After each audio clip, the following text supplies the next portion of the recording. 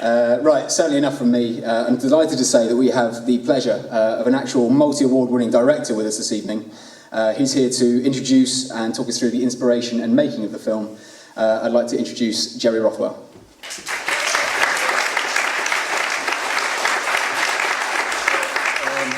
Well, thanks a lot for coming. It's great to be screening the film in Bournemouth and on Solar Power as well, which is kind of very exciting. I was just going to say a bit about the sort of genesis of this project. For me, it really started about 7 years ago, and I was doing some research in a museum called the Institute of Social History in Amsterdam. And there was a guy in a corner, and he was spooling through these old 16mm films on a Steenbeck editing day, which you don't see much of nowadays. There's not too many around. And there were these incredible images, some of which you'll see later on. And I started talking to him, and he'd been given the job of... Greenpeace had just collected all of their film archive from all the different offices around the world, and he'd been given the job, which I think lasted a year, of deciding what to throw away and what to keep. And I was kind of going, well, just don't throw any of it away. And so I started thinking about a film that, was about this iconic organisation that we've all heard of, but which started really as a group of friends, 12 hippies in a boat in 1971.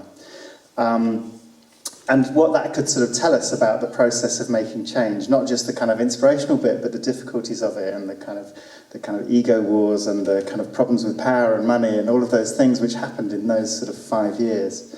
And that took me to the writings of Robert Hunter, who was the first president of Greenpeace, and he was kind of about the least presidential president you could imagine.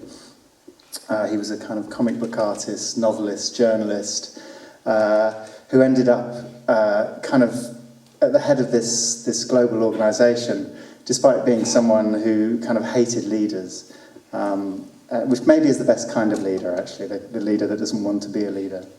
And I started reading his books. He wrote 13 books, not all about Greenpeace, but they're full of sort of anecdotes and memoirs, and they're very honest and they're very funny. And fairly early on, I sort of felt that they needed to be the narrative voice in the film. So the film doesn't really set out to be a kind of history of Greenpeace. It's really sort of a portrayal of one person and the group that kind of surrounded him during these sort of very early 5 years between 1971 really and 1978.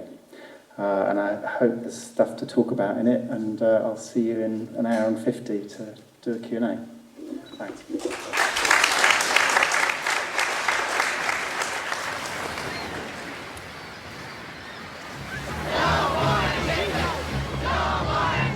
The Atomic Energy Commission now receives the requisite authority to go ahead, including detonation. The protest ship, the Greenpeace, is heading for Amchitka, hoping to anchor offshore and stop the test.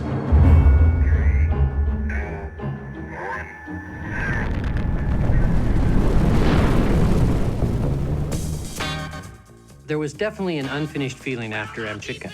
Bob felt that there needed to be an ecology movement on the same scale as the civil rights movement, the women's movement, the peace movement. Hunter said, here's what we're going to do. We're going to save the whales. Whales? Whales? I thought he was just nuts. Expecting any violence on the part of the whalers? Bob coined the term mind bomb for what today we would call going viral, where an idea gets into the electronic media and just spreads like ripples on a water instantly. Battle lines are drawn again between conservationists and government officials. Harpooning a whale is not really a story, but people risking their lives to protect the lives of a whale, that's a story. George Croft and Bob Hunter are in the Zodiac. We have to get between the whale and the harpooner. That's the image we have to get. They just shot the harpoon. Did you get that, Rod? That was the moment that launched the modern environmental movement. Suddenly, we became celebrities. It got bigger and bigger. Did the members of Greenpeace get paid any contributors? The weakest link was always going to be ourselves. Our goal was not to make the organization famous. Our goal was to make nature famous. When you're under fire, you don't have time for debating. You just have to act.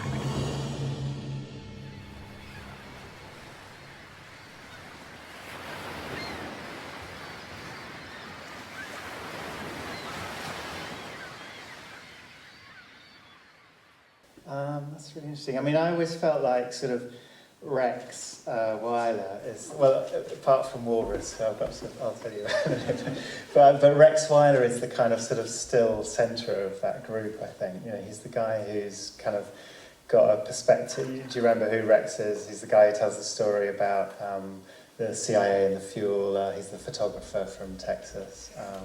He's kind of someone that's thought very deeply about. He's still involved with Greenpeace actually, and writes this great column called Deep Green on the Greenpeace website about the history. But he's someone who kind of has really sort of assimilated that experience. Whereas, I think it's fascinating to meet Patrick Moore and Paul Watson, but they're still kind of acting out.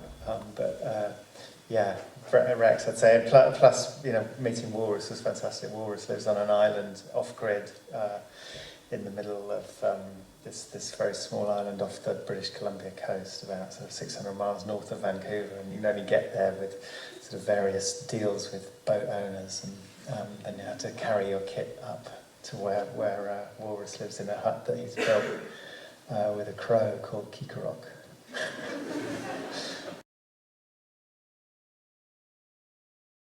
Yeah, I mean, so I made the film sort of without Greenpeace's editorial control, and that sort of, and in some ways that was very brave of Greenpeace, I guess, because I don't think it's the film that Greenpeace would have made necessarily. I mean, what interested me about that footage, I suppose I've spent a lot of time in kind of lefty organisations and housing groups and arts collectives and things like that, and I'm kind of very interested in the way those groups function and in the process of making change, and how, on one level, what's incredibly inspiring, I think, about that group is that they had a concept and they had an idea about the world that they wanted to kind of communicate, and they just kind of launched themselves into it without really thinking about the consequences of it.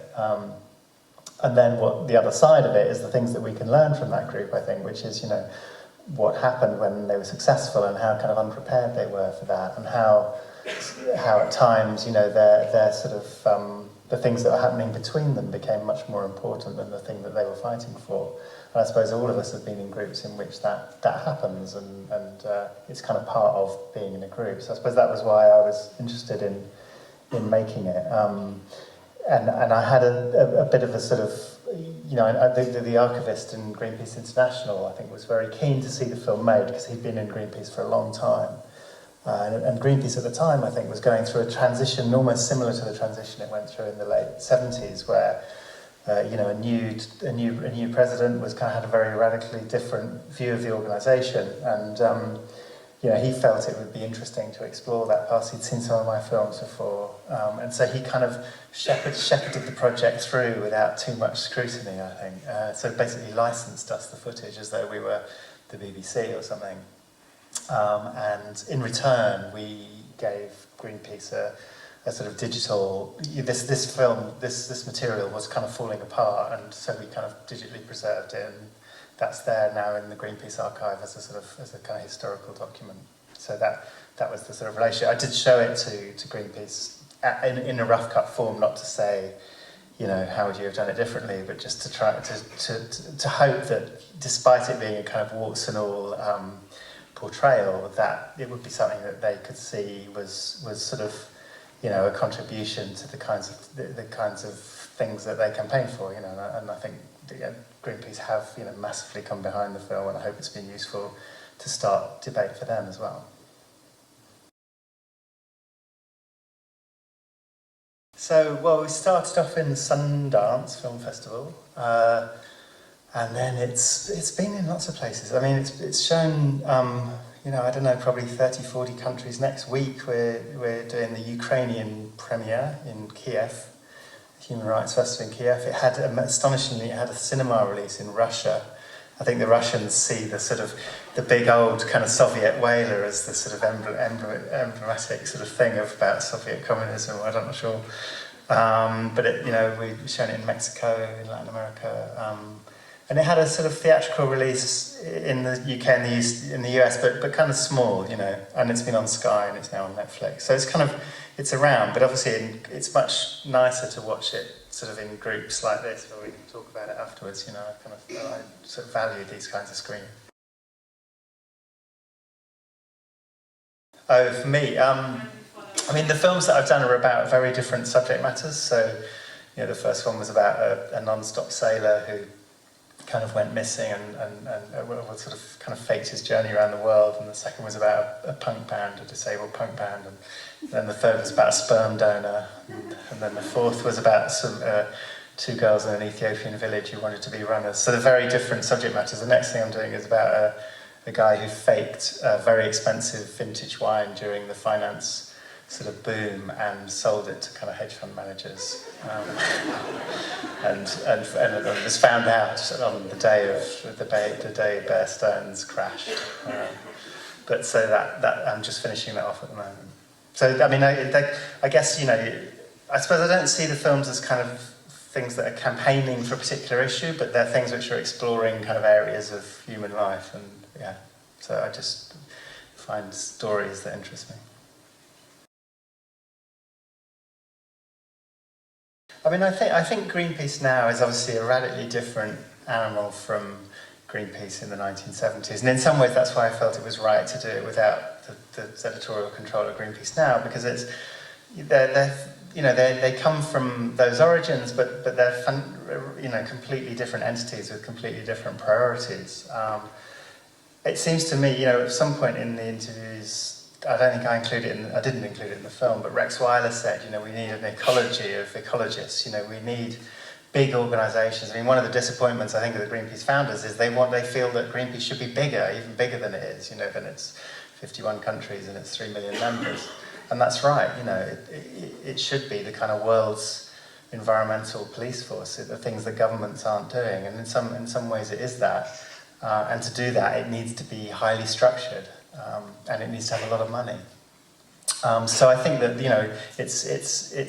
Greenpeace is incredibly important. I also think that what Paul Watson's doing is important in a different way. I think you need the organisation that can kind of negotiate climate change targets with countries, and you need the 12 hippies in the boat who are saying, look over there, you're not looking at that.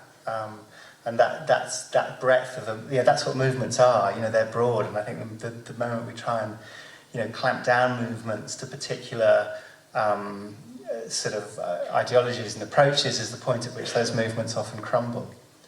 So I think I think that was my takeaway from it.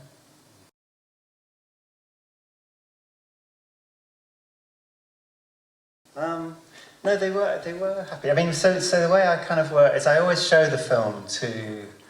I suppose the experience of making a film with someone. There's always I kind of say, they know that you get quite involved with people, and but it's not a friendship. You're there to make a film, and they're there in a way to sort of represent themselves in some way. But you do, the films are built on those relationships, on the trust people give you, and you need to be trustworthy in return.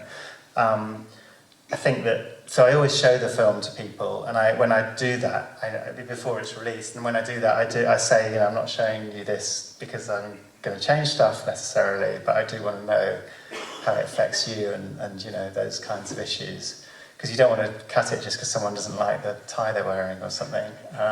So it wouldn't, But if there's something which is, for example, something very private that could be very damaging to them. Then obviously I don't want the film to have that impact on them unless that's absolutely core to the film. This was difficult because they were in Canada, but I did send them all and got in conversations with them all, and they all liked it. I mean, Patrick likes the film a lot, except he calls the last 10 minutes kind of stupid. And I was saying, well, what you did in the last 10 minutes was stupid. I think it's hopefully it's an open-ended enough film that people see themselves in it. And after all, if you, in Patrick's instance, for example, if you stand outside Greenpeace offices around the world holding up banners that they've killed 8 million children, then you're used to yourself doing that. So what looks kind of to us kind of shocking in a way, to him that's what he does. So yeah, I think they were very they were very kind of pleased in a way with the recognition of that bit of history, because I think they all felt a little bit kind of forgotten in it.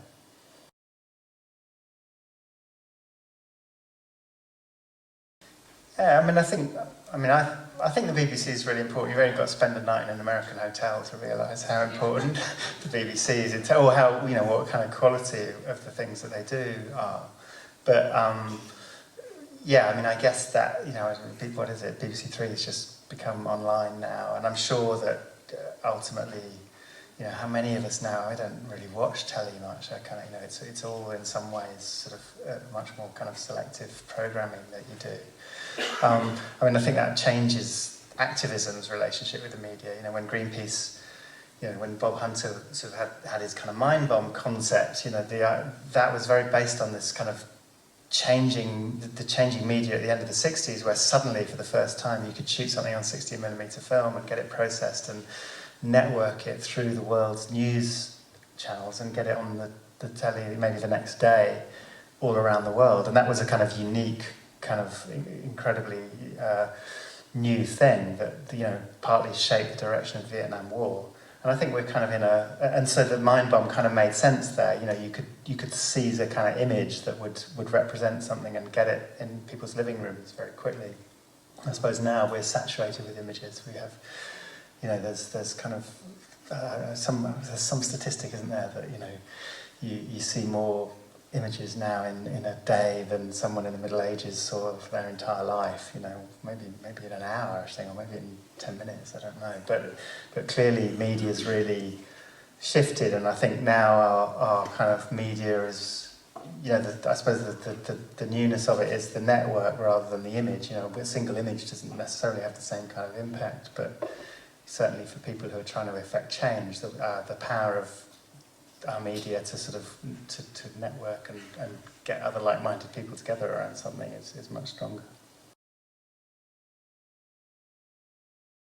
Yeah, I suppose in a way I sort of never felt I was doing a kind of history of Greenpeace, and I had to sort of delimit what I was doing, and for me it was primarily about this group of friends and that period in Vancouver, and the sort of, in a way, the handing over of their baby to Greenpeace International, to this new thing which needed to be created so that it didn't fall apart in a way, felt to me the natural end to the film. But yeah, you're right, that in a way, in 1985, the bombing of the Rainbow Warrior was a huge, was a huge kind of recruiter for Greenpeace, but it was paradoxically, but also a kind of incredible thing for the French government to do, sort of extraordinary.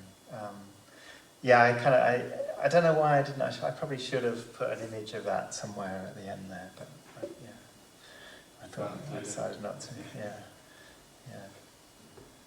Okay. Anything else?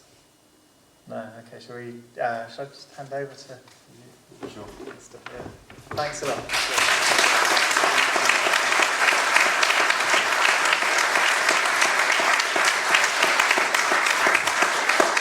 Okay, you've all been very patient and the bar is still open. I'd just like to conclude with some calls to action. I personally feel that Greenpeace is as relevant today as it was when the ecology movement started back in the 70s. But there are new threats to the ecology of the planet Earth in this day and age. Greenpeace is currently actively campaigning against climate change, against fracking, against the destruction of our rainforests for palm oil and the overfishing of our oceans. Some things that you can do right here and right now. The current campaign that we're running locally is the Arctic Frontiers campaign. We have postcards available in the foyer, and we'd like to ask you to fill out a message to the government of Norway and ask them to create a safe zone in the Norwegian Arctic to prevent oil companies and industrial fishing companies going into the newly revealed Arctic waters, where the ice is retreating due to climate change. Corporate interests are moving in rapidly to carve up these resources. It will only take a couple of minutes of your time, and we have a campaign stall by the front door. Some other things you can do. We have one of the most active networks outside of London. Bournemouth and Poole Greenpeace meets every month on the second Monday of each month at Chaplin's Bar in Boscombe. You can find us on Facebook, and also Greenpeace operates its own social network called Greenwire, which you can find at greenpeace.org.uk and search Greenwire on there. Finally, we have some of our fundraising team who will be in the bar. You'll be able to spot them with iPads and Greenpeace t-shirts. If you don't have the time to get active with the local group, a small monthly donation can go a really, really long way to helping Greenpeace keep doing the activism that it's doing. Greenpeace doesn't take any corporate contributions whatsoever. It completely relies on grassroots donations. And finally, Jerry's film How to Save the World is nominated in the National Film Awards, I understand. So if you Google the National Film Awards when you get home and put in a vote, that would be a fantastic contribution as well. That's enough from me. Thank you all for attending tonight. I hope you feel inspired. Every one of us can take action to sustain our globe. The bar is open. Thank you very much.